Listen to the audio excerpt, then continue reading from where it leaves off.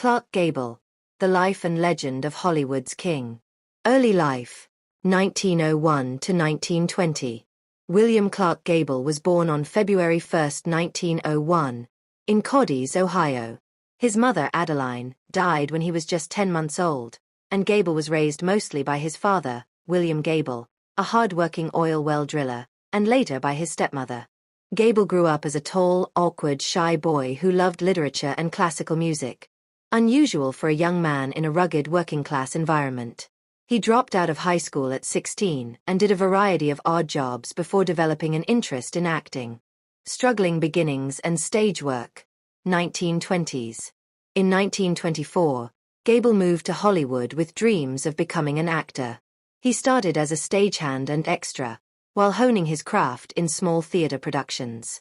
It was during this period he met acting coach Josephine Dillon, a woman 17 years his senior who became his mentor, wife, and guide. She helped him refine his speech, posture, and presence, transforming him into a polished and poised performer. Through relentless determination, Gable climbed the ranks from regional theater to stock companies, and finally to the Broadway stage by the late 1920s. Breakthrough in Hollywood, 1930 to 1934. Gable's rugged masculinity and commanding screen presence caught the eye of MGM, and he began landing supporting roles in films like The Painted Desert, 1931. His breakout came in a series of strong performances where he often played aggressive, bold characters opposite established female stars. He quickly became a symbol of raw male charisma. Women adored him. Men admired him. Gable's image as a rough yet charming man of action fit perfectly with Depression-era America's craving for strong, no-nonsense heroes. His stardom exploded with roles in Red Dust, 1932, A Free Soul, 1931, Possessed, 1931, Night Nurse, 1931. But It Happened One Night, 1934, opposite Claudette Colbert, that made him a household name. The film won 5 Academy Awards, including Best Actor for Gable, his first and only Oscar win. King of Hollywood, 1934 to 1940. Throughout the 1930s, Gable reigned supreme at MGM, the biggest studio in Hollywood. He starred in blockbuster after blockbuster, including Mutiny on the Bounty, 1935, San Francisco, 1936, Saratoga, 1937, Test Pilot, 1938, Boomtown, 1940. Gable's on-screen image as the charming rogue, romantic hero, or brave adventurer made him the definitive leading man of the era. Gone with the Wind, 1939. His most iconic role came in 1939 as Rhett Butler in Gone with the Wind, the epic adaptation of Margaret Mitchell's novel. Though he was initially reluctant to take the role, Gable's performance became legendary.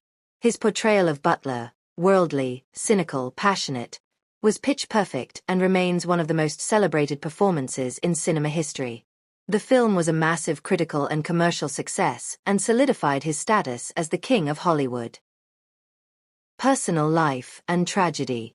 Gable's personal life was marked by numerous marriages and affairs. He married 5 times, but his most famous and beloved relationship was with actress Carole Lombard. The two shared a deep, playful love and were considered Hollywood's golden couple. Tragically, Lombard died in a plane crash in 1942, while returning from a war bond tour. Gable was devastated and never fully recovered from the loss. He enlisted in the U.S. Army Air Forces shortly afterward, flying combat missions over Europe during World War II. Later career, 1945 to 1960. After the war, Gable returned to Hollywood, but the landscape had changed. The studio system was declining, and younger stars were emerging. Still, he remained a box office draw and starred in a string of films, including The Hucksters, 1947, Homecoming, 1948, Command Decision, 1948, Magambo, 1953, a remake of Red Dust, opposite Grace Kelly and Ava Gardner. By the 1950s, though still respected, His star power was fading in the face of new Hollywood trends and actors like Marlon Brando and James Dean. Final film and death. 1960. Gable's last film was The Misfits, 1961. Written by Arthur Miller and co-starring Marilyn Monroe and Montgomery Clift.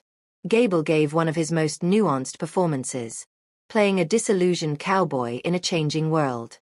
It was a fitting, poetic farewell. Tragically, Gable died shortly after filming concluded, on November 16, 1960, of a heart attack, at the age of 59. His death stunned the industry and left a void that many say was never filled. His son, John Clark Gable, was born posthumously in 1961. Legacy. Clark Gable was the embodiment of the classic American movie star. Handsome, masculine, charismatic, and larger than life. His blend of sensitivity and swagger set the standard for generations of actors. Often referred to as the King of Hollywood, his influence is still felt today. Gable's roles, especially Rhett Butler, remain benchmarks in film history. He helped define an era of glamour, grit, and romance. Whether charming Claudette Colbert, dueling with Vivien Leigh, or flying into battle during World War II, Clark Gable wasn't just a movie star. He was an icon of American masculinity and enduring screen legend. Would you like this turned into a stylized biography document, or perhaps a timeline format with images and quotes?